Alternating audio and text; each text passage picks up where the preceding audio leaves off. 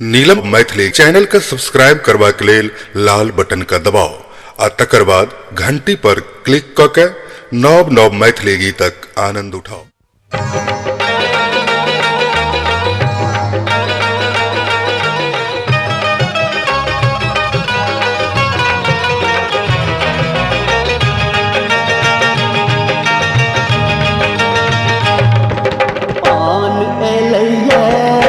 मखान एलैये धिया के बियाह के समान एलैये। आन एलैये मखान एलैये धिया के बियाह के समान एलैये। धिया के बियाह के समान एलैये। आन एलैये मखान एलैये धिया के बियाह के समान एलैये।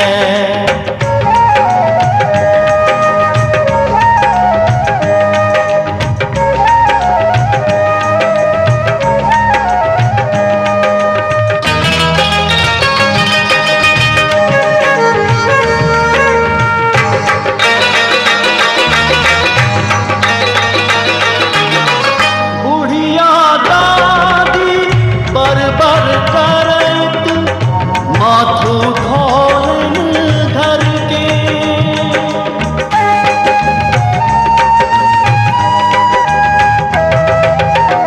बुढ़िया दादी बरबर करैत माथु धोलन घर के।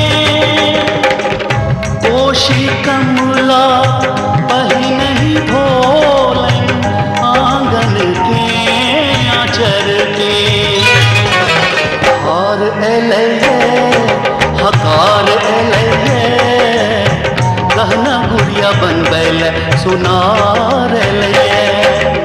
आन एलैये मखान एलैये धिया के बियाह के समान एलैये।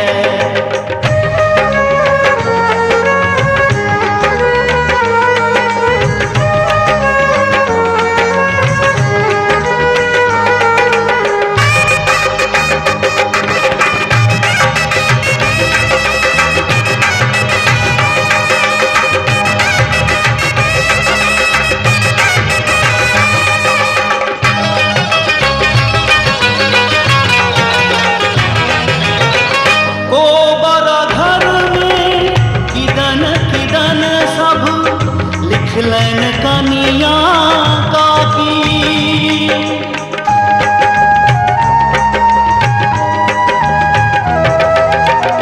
गोबरा घर में किदन किदन सब लिखलन कनिया काकी। अर्पण पड़ल गोसाउनी घर में रंगल चंगेरा ढाकी। भोर भेलैये कि साँझ भेलैये गाम गाम के नोतैल हजाम गेलैये। पान एलैये मखान एलैये धिया के बियाह के समान एलैये।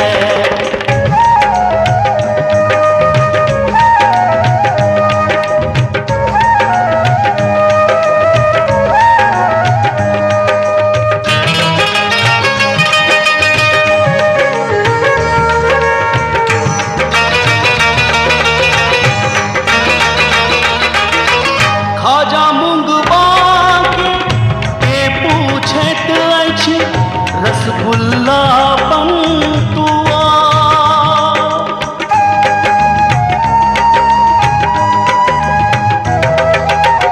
खाजा मुंगबा के पूछैत अछि रसगुल्ला पंतुआ। ओरा धोती के पहिरैये अनलैन साचा धोआ।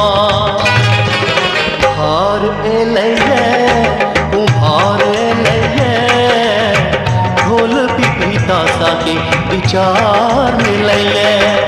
पान एलैये मखान